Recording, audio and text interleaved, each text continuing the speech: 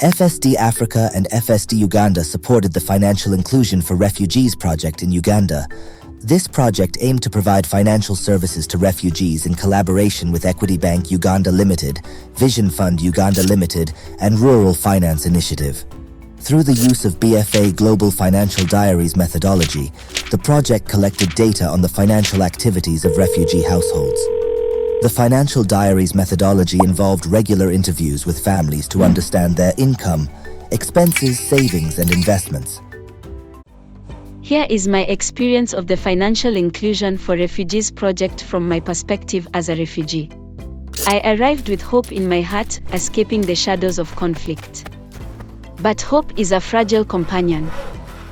Refugees are poor, they often lack basic needs like food, school fees, and generally life is hard. Our households as refugees have an average land size of 30 meters by 30 meters, which we use for both housing and farming for our food. Initially, we did not have any form of identification. This made it hard for us to register for mobile money or open bank accounts. Here is my experience of the Financial Inclusion for Refugees project from my perspective as a financial services provider. When displacement strikes, it robs more than just homes. It steals identities and financial trust. According to UNHCR, East Africa, Horn of Africa and the Great Lakes region sheltered about 5 million refugees and 11 million internally displaced people by the end of 2021.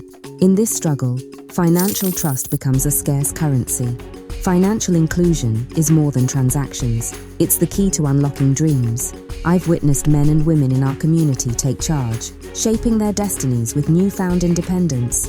In 2019, FSD Africa, in partnership with FSD Uganda and BFA Global, moved to develop market-based solutions to the financial needs of forcibly displaced people. The Financial Inclusion for Refugees project was launched in Rwanda, Uganda, and the Democratic Republic of Congo to support financial service providers. Here is my experience of the Financial Inclusion for Refugees project from my perspective as a representative of FSD Uganda. The Financial Inclusion for Refugees project set out to monitor the financial flows among refugee households in Kampala and the camps of Nakivale, Bidi and Palarinia in the West Nile region. This was meant to understand the refugee financial behaviors. Out of 68 households we reached out to, 48 households participated in the Financial Diaries exercise. We gathered critical insights from each round of the Financial Diaries exercise. Savings groups played an integral role in bridging the financial access gap and being a pathway for refugees to embrace formal financial services and attaining financial inclusion.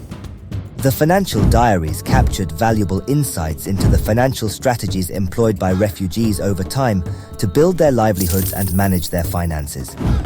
The findings from this study aim to inform financial service providers, humanitarian agencies, and telecommunications companies about the opportunities available in serving refugees across different contexts.